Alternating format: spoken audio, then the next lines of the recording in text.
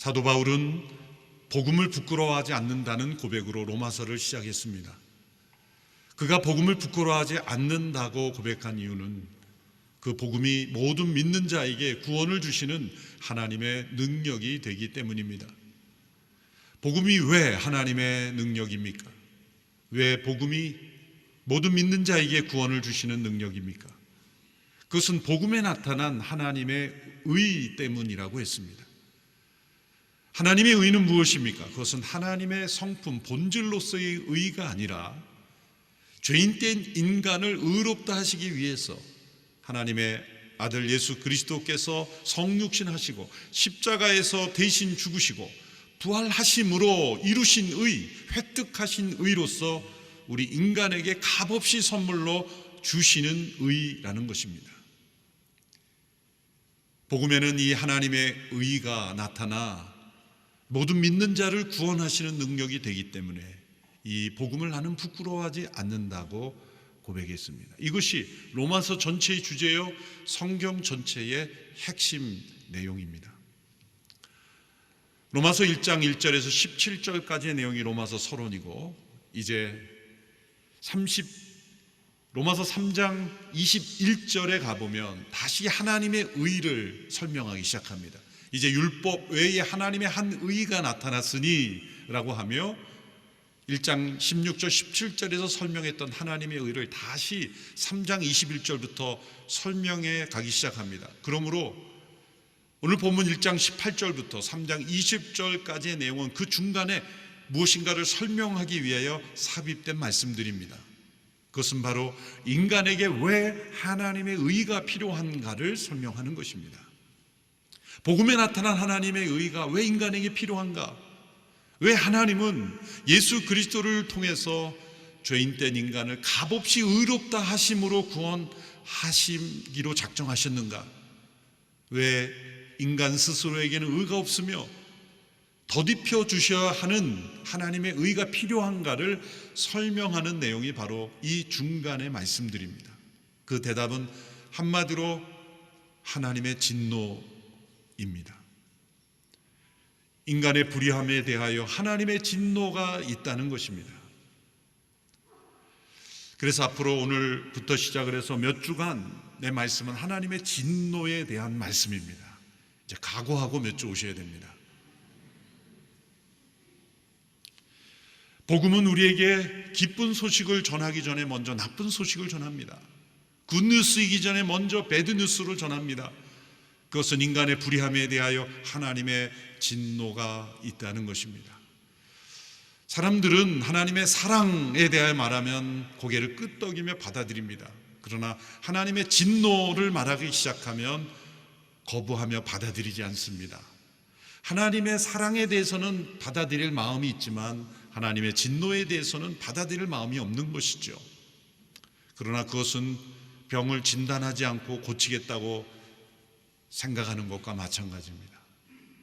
치료가 되려면 진단이 정확해야 되듯이 인간의 구원이 있으려면 왜 인간에게 구원이 필요한가를 깨달아야 하는 것입니다. 왜 하나님의 의로 인간은 구원받는가? 하나님의 진노 아래 있기 때문이다.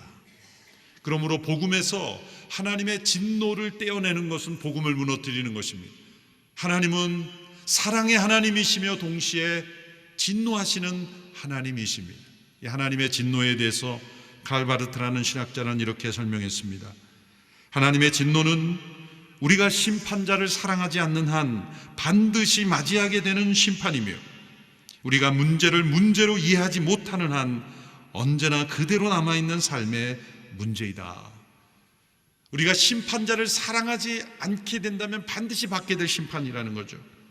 문제를 문제로 깨닫지 못하는 한 여전히 남아있는 삶의 문제, 그것이 하나님의 진노입니다. 여러분은 이 문제를 해결하셨습니까? 여러분은 심판자를 사랑하고 계십니까? 아니면 심판을 외면하며 문제를 외면함으로 여전히 남아있는 문제, 곧 하나님의 진노를 안고 살아가고 있습니까? 하나님의 진노를 깨닫지 못하면 하나님의 사랑도 깨닫지 못합니다. 그러므로 복음을 깨닫지 못하게 됩니다. 하나님이 사랑이시며 왜 진노하시는가를 잠시 설명드리겠습니다. 하나님께서 사랑이신 것, 그것은 하나님의 성품이며 동시에 그것은 완전하신 하나님의 본질적인 완전함입니다. 본질적 완전함, 이런 용어를 쓸 수 있습니다. 본질적인 완전함이란 대상에 따라, 상황에 따라 변하지 않는다는 겁니다. 하나님이 우리를 사랑하실 때 우리가 사랑스러운 모습일 때만 사랑하시는 것이 아니라는 것입니다. 우리가 때로 죄와 악에 처해 있을지라도, 세상의 모든 사람으로부터 버림받을 잘못을 행한 사람일지라도 하나님은 그를 여전히 사랑하십니다. 그것이 본질적인 완전함입니다. 우리의 어떤 죄와 허물과 잘못도 우리를 향한 하나님의 사랑을 막을 수가 없는 그 하나님의 사랑, 대상의 상태와 상관없이 여전히 동일하게 사랑하시기에 그 사랑은 본질적인 완전함입니다. 만일 우리의 상태에 따라 하나님의 사랑이 바뀐다면 하나님은 사랑이시라라고 말할 수가 없습니다. 그런데 사랑이신 하나님께서 진노하시는 때가 있습니다. 그것은 우리가 죄와 악에 빠져 있을 때 하나님은 정확하게 그 죄와 악에 대하여 진노하십니다. 사람들의 진노는 어떻습니까? 사람들이 안에 있는 분노는 때로는 죄와 악에 대한 것이기도 하지만 자기 안에 있는 죄와 악을 더하여 분노하기도 합니다. 때로는 자신의 상처와 오해와 또 자기 안에 있는 욕심 때문에 분노하기도 합니다. 그러나 왜곡된 진노, 불의한 진노라고 말할 수가 있습니다. 어린 자녀들을 양육하다 보면, 어린 자녀들을 한참 야단치다 보면 사실은 부모가 다른 일 때문에 마음이 상해서 힘들어서 그럴 때도 있죠. 다른 힘들림으로 인해서 그 힘든 것을 자녀에게 퍼부을 때가 있죠. 며칠 전에 저희 아내가 마켓에 가서 뭘 사는데 한 8개월 날 남짓된 아기를 야단치는 어머니를 봤대요. 그런데 8개월 남짓된 아기에게 야단치는 어머니의 내용이 뭐냐면, 너는 왜 이렇게 내 말귀를 못 알아듣느냐고.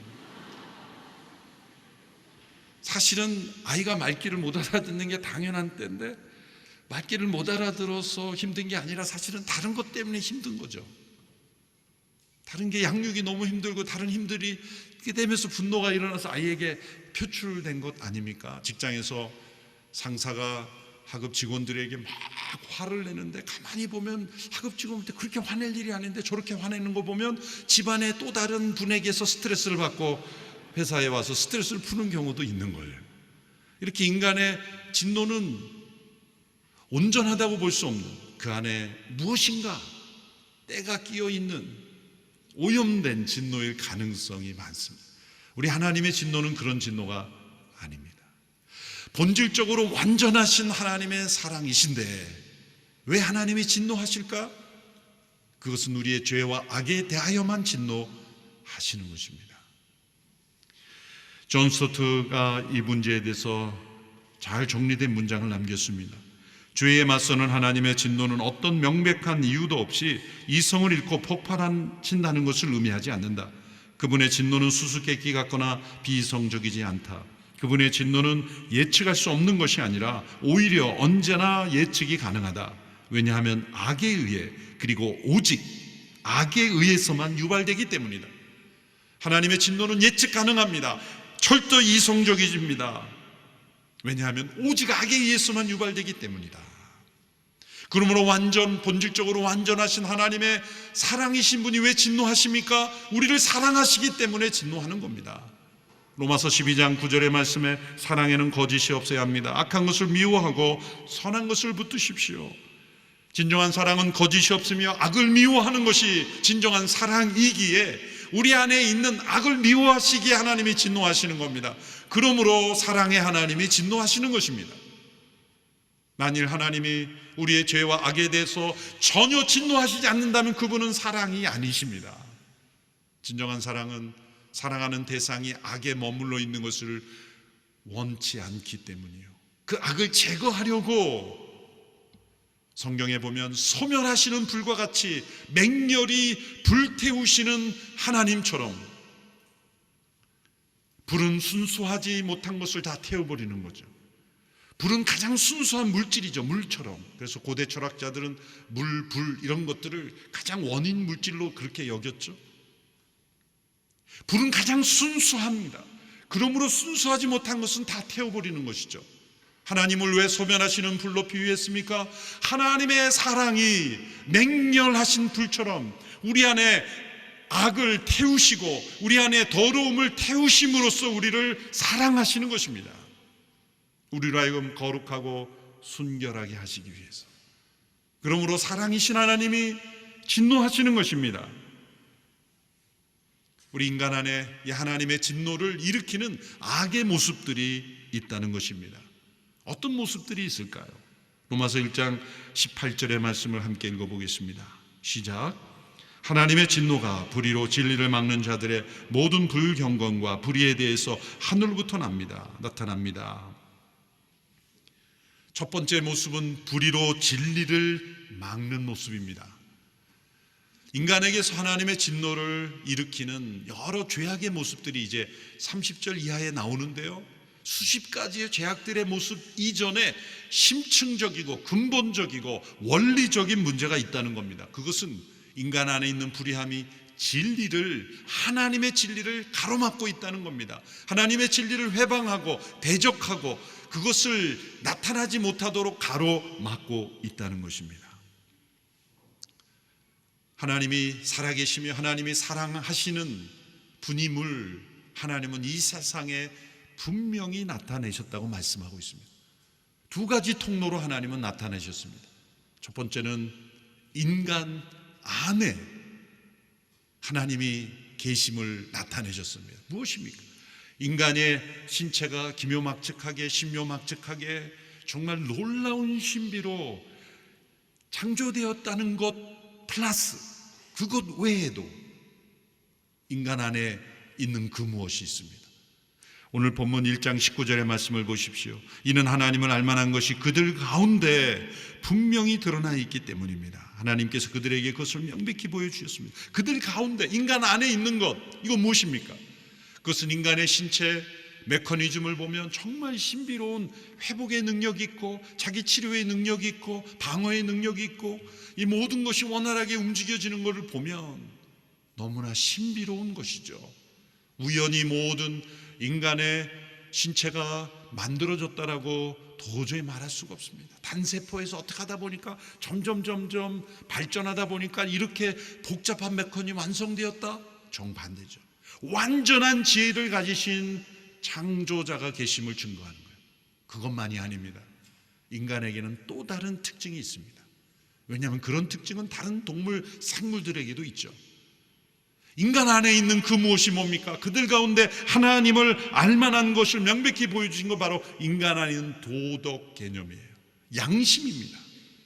여러분, 다른 피조물에게는 이런 양심이나 도덕, 옳고 그름에 대한 개념이 없습니다. 본능을 따라 살아갈 뿐입니다. 그러나 인간에게는 옳고 그름이라는 도덕 개념이 있기 때문에 사람들이 자책을 느끼고 후회를 하고 불안을 느끼고 때로 기쁨을 느끼고 보람을 느끼고 감동을 느끼는 것입니다. 옳은 상태에 있으면 기쁨과 보람과 감동과 담대함을 느끼고 옳지 않은 상태에 있을 때 불안과 두려움과 자책을 느끼는 거죠. C.S. 루이스가 순전한 기독교 제1장을 쓰면서 그는 옳고 그름, right and wrong이 우주의 의미를 풀 수 있는 클로 열쇠라고 말했어요. 왜 그랬을까요? 2차 세계대전 때 BBC 방송에 그가 이 강연을 하면서 무엇을 말하고 싶었을까요? 전쟁으로 수많은 사람들의 생명을 비참히 죽여도 그것을 정당하는 것을 보면서 옳고 그름이 과연 이 시대에 살아있는가? 오늘 이 시대는 사람들이 가장 싫어하는 말이 옳고 그름이라는 말이에요. 옳고 그름보다 더 중요한 것은 없음에도 옳고 그름을 사람들이 거부하는 거예요. 그래서 기준을 바꿉니다. 옳고 그름은 자기가 결정하는 것이다. 모든 사람들이 객관적으로 받아들여야 될 절대적 진리는 없다. 곧 도덕적 진리를 부정하는 것입니다.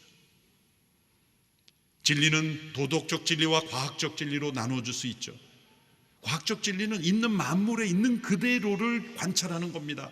우주 전체가 어떻게 질서 있게 움직이고 이 자연 만물, 피조물, 동물, 생물 모든 세계가 어떻게 질서 있게 움직여지는가에서 법칙을 발견하고 그것을 우리의 삶에 적용하고 또한 발전시키는 것, 이게 과학적 진리를 발견해 나가는 거죠. 그것은 있는 그대로의 모습을 확인하고 원리를 밝혀내는 것입니다.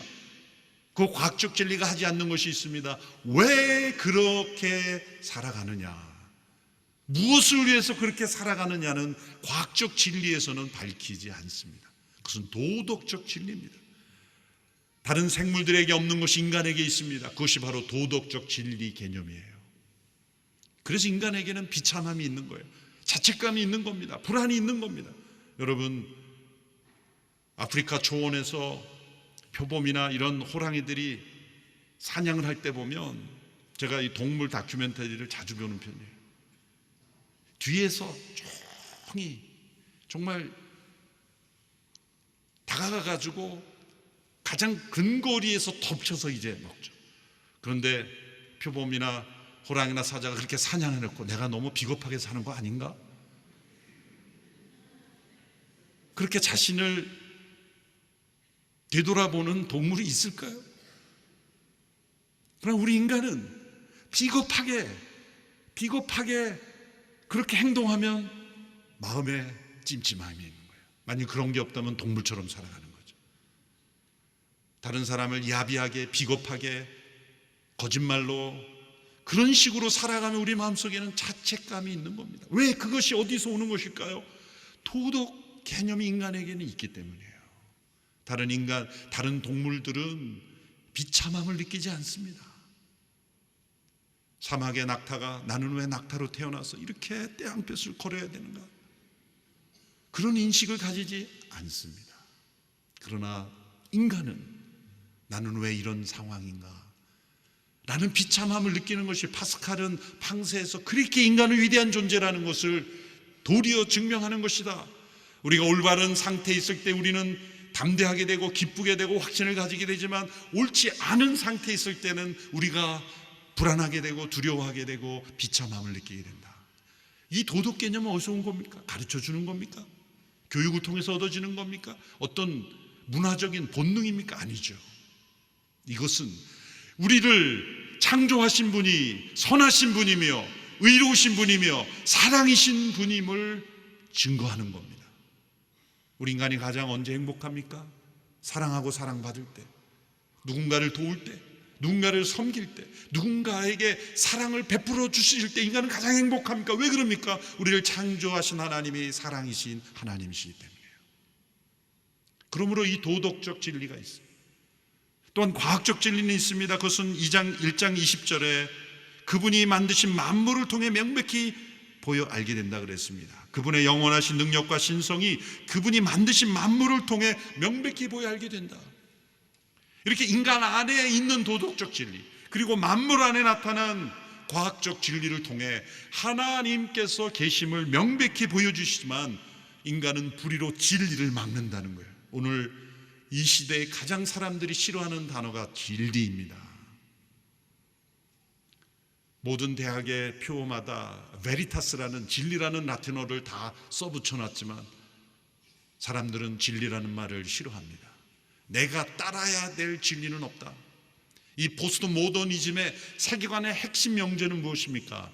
그것은 모든 사람들이 받아들이고 순종해야 될 객관적 진리는 없다는 겁니다. 그러나 이 명제에 명백한 거짓말이 숨어 있다는 것을 제가 여러 번 말씀드렸습니다. 모든 사람들이 따라야 될 객관적인 공적인 진리는 없다라고 하면서 이 명제만큼은 절대적이라는 거예요. 얼마나 간교한 거짓말입니까? 진리란 무엇인가 말하면 내가 느끼는 것이 진리다. 이제는 내가 받아들이는 진리는 없고 내가 느끼고 내가 옳다고 여기는 것이고 진리다라고 주장하는 이런 시대가 바로 불의로 진리를 막는 것입니다. 이것이 겉으로 나타나는 어떠한 죄악과의 현상보다 더 중요한 죄악이에요. 하나님의 진리를 막는 것입니다. 두 번째 단계로 도달하게 되어서 그것은 하나님 알면서도 하나님께 영화롭게 하지 않고 감사하지 않습니다. 1장 21절의 말씀 우리 같이 읽습니다. 시작.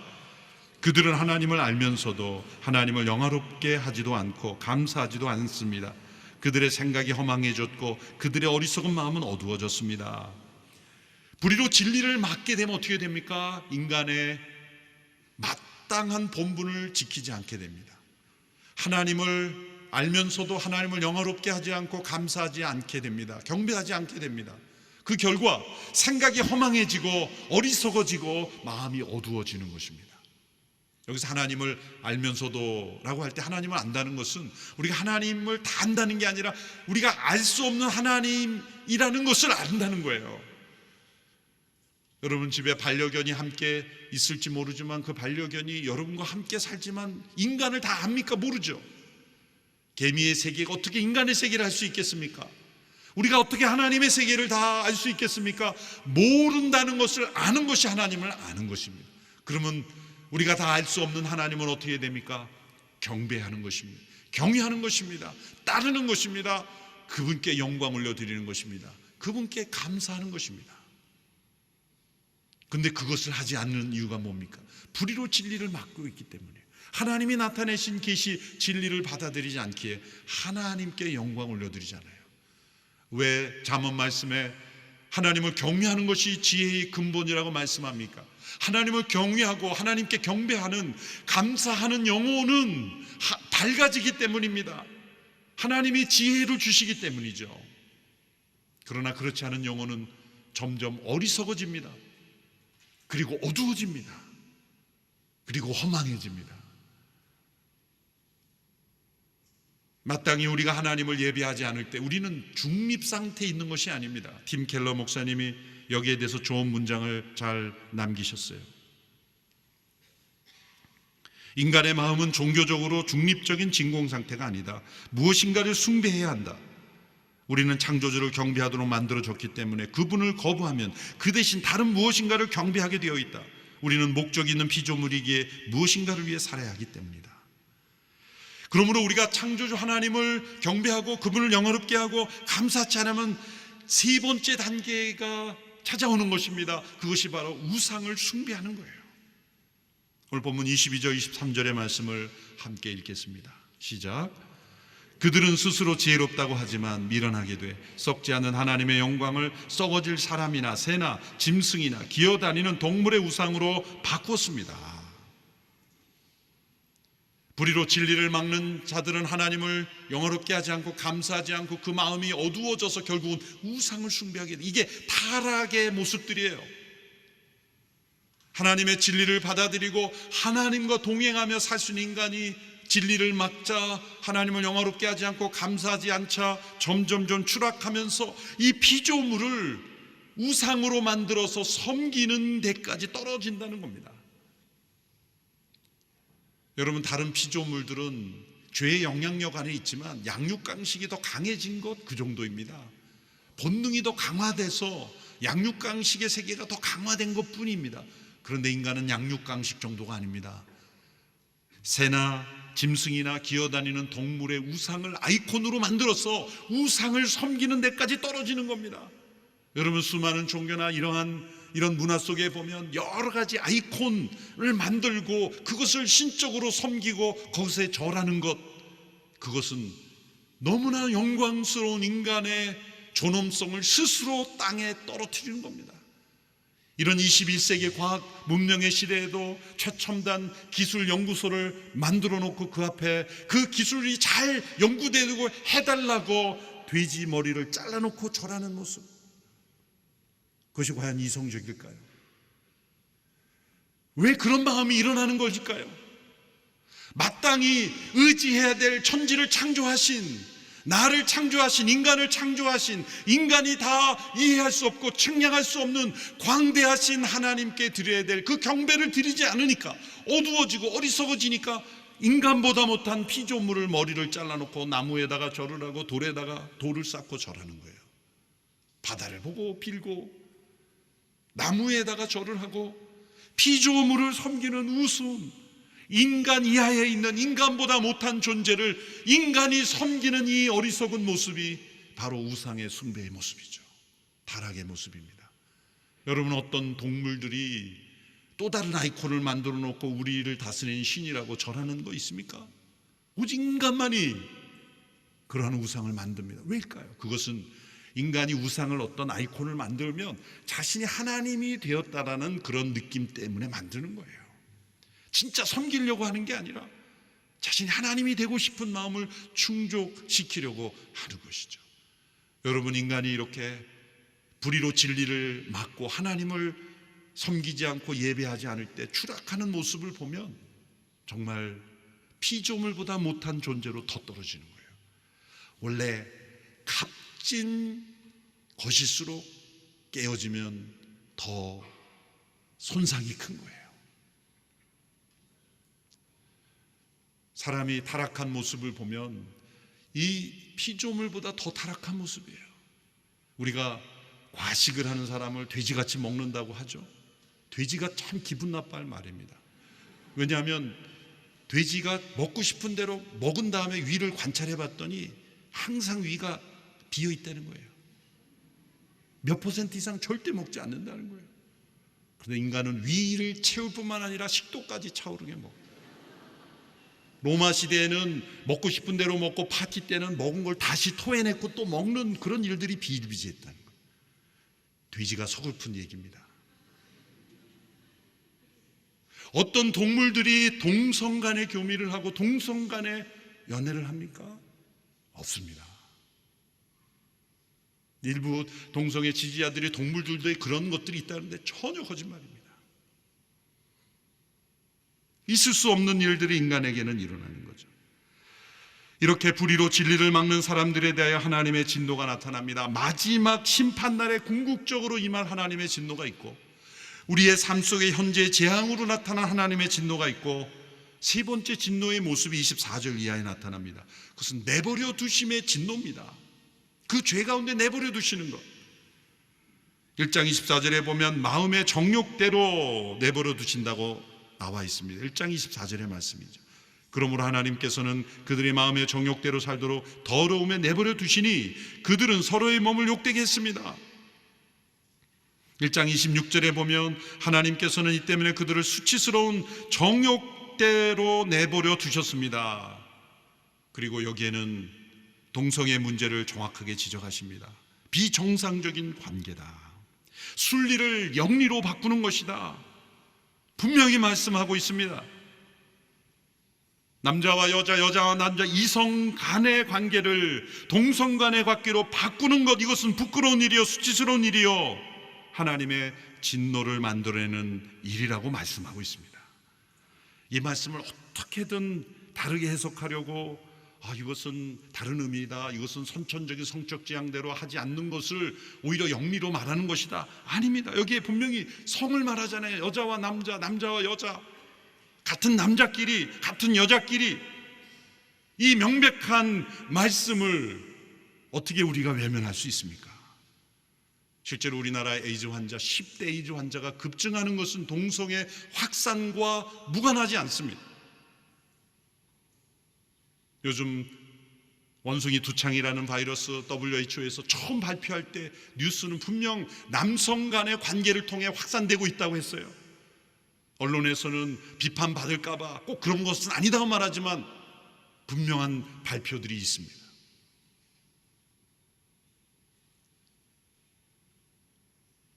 우리가 차별금지법을 교회에서 왜 반대합니까? 차별금지법 안에는 이것이 잘못됐다고 설교하는 내용을 예배당 안에서는 할 수 있어도 방송으로는 내보낼 수 없다는 거예요. 그러면 이 구절을 설교할 때는 방송을 CGN TV 문 닫아야 되는 거예요. 예배당 안에서는 허용하나 미디어를 통해 다른 사람에게 하는 것은 혐오 표현이 되기 때문에 할 수 없다는 거예요. 그럼 우리가 그 법을 찬성해야 되겠습니까? 1장 28절에는 상실한 마음대로, 타락한 마음대로 내버려 두신다고 말하고 있습니다. 하나님을 아는 지식을 하찮게 여김으로 하나님께서는 그들을 타락한 마음대로 내버려 두셨다. 이것은 하나님께서 잘못된 일을 행하게 부추겼다는 게 아니라 인간이 하나님을 아는 지식을 거부하고 불의로 진리를 막고 하나님께 드려야 될 영광을 돌리지 않고 있을 때 하나님의 진노의 한 방법으로 내버려 두시는 것, 그 죄 가운데 그 죄의 결과를 자신이 체험하고 하나님이 은혜로 막아주시지 않고 자신이 악한 마음대로 행하도록 내버려 둘 때 어떻게 됩니까? 어린 자녀들이 분별력 없이 자기가 하고 싶은 대로 하도록 내버려 두는 거 얼마나 위험합니까? 유치원생이 아빠 나 오토바이 사줘, 타고 싶어. 그래 너 원하는 대로 다 해줄게 하는 부모가 어디에 있습니까?